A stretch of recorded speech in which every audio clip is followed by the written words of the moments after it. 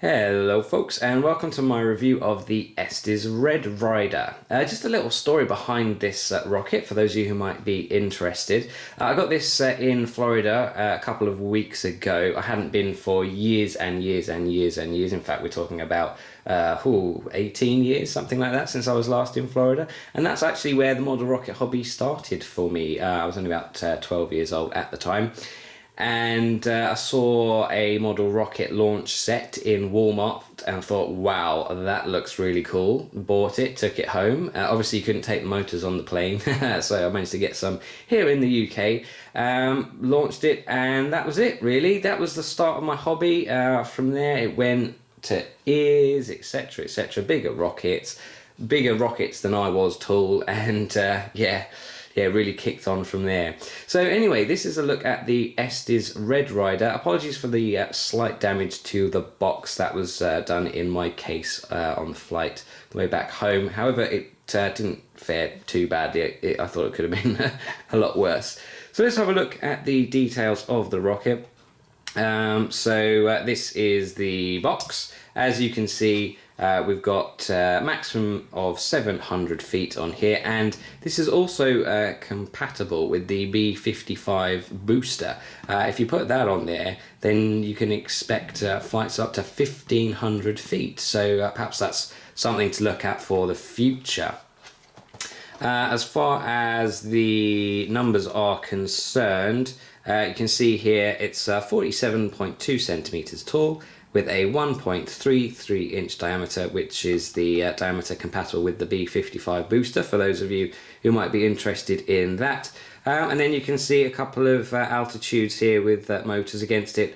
We're going to go big straight off, obviously, with a nice C65, and then these are the altitudes you can expect if you attach the booster to it. So what I'll do is I'll get all of the bits out of the box and show you what we've got. Okay folks, so I've got everything out of the box that you can see here. It's quite a low parts count, as you would imagine, for an easy to assemble series. We've got the main body of the rocket, the fuselage, right here. This section is where the fins are going to go. This little screw cap at the end is going to be the cap to retain the motors. We've got the nose cone here, which is quite an interesting shape, as you can see. And then this little plastic bag, which has in it the fins, the parachute, and some instructions as well. So it shouldn't take too long to put together, so I'll assemble it and show you what it looks like. Okay folks, so here we are, the Estes Red Rider, all finished and assembled. As you can imagine, yeah, it took literally about 5 minutes to assemble the rocket. I had to put some masking tape, as per usual, on the bottom of the nose cone collar there, just to increase the friction. You want to do that so that your nose cone doesn't come off prematurely. I've had an issue with that with a couple of my high-powered rockets recently, but these, yeah, you don't need them on super tight, but just so there's a bit of resistance is enough. Yeah, and then it's got a little sort of screw retainer system at the bottom here, which you can see. I'll just demonstrate. You just pop the motor up the rear end of the rocket and pop it in there. And as you can see, there's a little stop which secures the motor, and yeah, you screw it back on, and then it's all done and ready to go.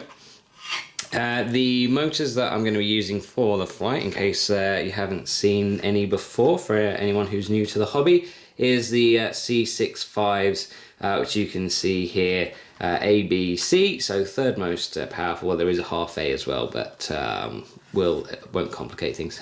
And then, yeah, there's the bottom where you put the igniter up and the thrust comes out. So all that being said, as I say, very easy build. I'll take it out to the field and let's see how she flies. Okay folks, here we are out in the field. Red Rider is set up on the pad. The only slight difference I've made since you last saw it is I put a static port there on the rocket, so the altimeter 2 can get some figures for us, see how high it goes. It's a bit breezy today, so we might get a slightly arcing flight, but should be good nonetheless. Right, let's do it. Okay folks, here we go. Maiden flight of Red Rider launching in 5, 4, 3, 2, 1.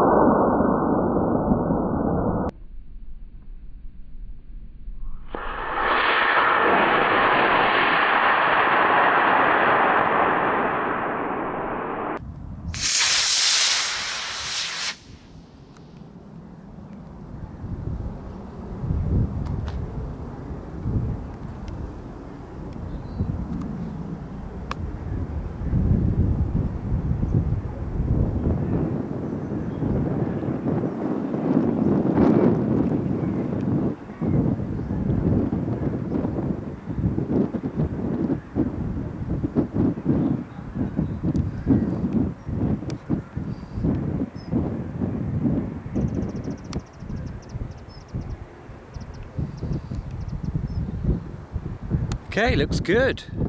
Looks good. Difficult filming one-handed, but hopefully we saw it. Let's go check it out.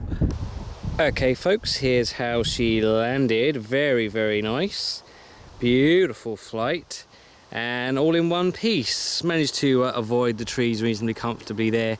DDK flew in from Munich this morning, so he told me it was northerly at about 20 knots at 500 feet. So it's the sort of distance you'd expect the rocket to go. And it was a great flight, and I have got the altimeter 2 down here, so let's have a look at what it says. So it says 463 feet and 97 miles an hour, which is pretty damn good for these conditions and a rocket this heavy on a C65. So yeah, happy with that. Right, I shall get it back to base and then give you my final thoughts. So folks, here we are back from the field, and it was an absolutely brilliant flight. Really did go exactly as I'd hoped it would, and with the prevailing wind as well, the flight was exactly as you would expect. So what are my thoughts on the rocket? Well, design wise, it's actually really quite funky. It's got some sort of retro fins here. So easy to install the motors with this little twizzle cap as well. Really does just take moments. Nice graphics, I do enjoy those, and I think the most novel thing about it is the nose cone here. Sort of, what do I say, hexagonal, octagonal sort of shape that it's got to it. So that's quite a nice little touch as well. It does give it a nice feel of quality. I had to put quite a lot of masking tape on the nose there to stop it sliding in and out. So I suppose that's the only slight negative, but you get that with all the rockets anyway. So expect to have to do that. Otherwise, yeah, it's a great looking little thing, quite nice and chunky as well. 1.33 inch diameter, so compatible with the booster, the B55, if you're interested. Build quality, yeah, it's pretty nicely put together. The sticker, as you can see here, is just a little raised, so that wasn't put on particularly well at the factory. Other than that, all the other graphics on here are nicely stuck down. There was no damage to the airframe at all, and it does feel quite well put together. So a big tick in the box for that one. Flight characteristics, well, you saw it just as well as I did.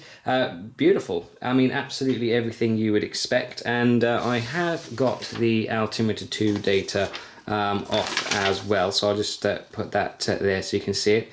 So rocket name, Red Rider, motor use C65, apogee altitude 463 feet and 97 miles an hour, which, as I say, is about what you'd expect in those conditions for a rocket such as this on a C65. Burn time 1.9 seconds, peak acceleration 13.4 G, average acceleration a more gentle 2.4 G, which again is what you'd expect. Coast apogee time 4.4 seconds, well, considering it's supposed to be 5, that's pretty close. Apogee to ejection time, it says it came out slightly before apogee, not quite sure on that one. Ejection altitude, it does say is 414 feet, so I'd be surprised if it went up another 50 feet with the parachute out, so I think, like normal, that one's a little bit funny.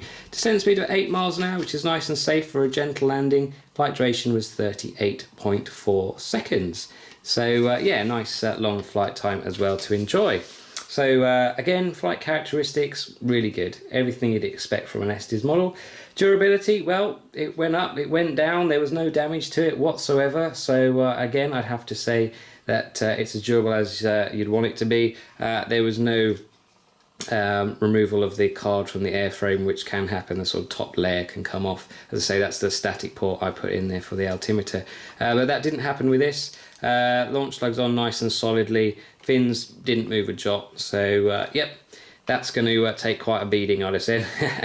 Would I recommend the rocket? Yes, I would. Again, it's so quick and easy to put together, beautiful looking thing. Again, another perfect rocket for getting into the hobby if you're looking for an entry rocket. So yeah, definitely another recommendation from Max Thrust RC.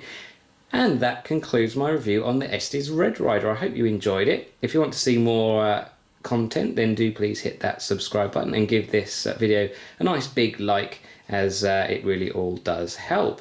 So thank you very much for watching, and I'll see you again next time on Max Thrust RC. Bye.